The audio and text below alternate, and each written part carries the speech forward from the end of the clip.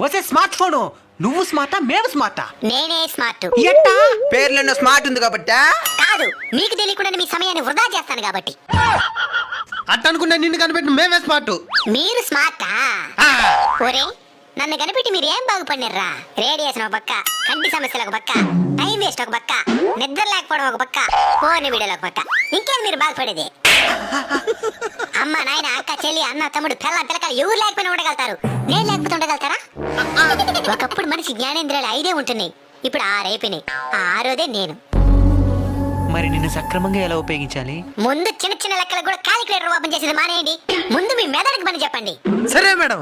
Phone ని ఏ పని మీద చేతిలోకి తీసుకున్నారో ఆ పని అయిపోయిన వెంటనే పక్కన పడేయండి. అదే పనిగా వాడుతూ ఉండబాకండి. సరే మేడం. చివరిది, చిన్నపిల్లలకి నన్ను దూరంగా ఉంచండి. ఎందుకంటే వాళ్ళే మన దేశపు భవిష్యత్తు. వాళ్ళని ఇప్పటి నుంచి బలహీనులను చేయొద్దండి.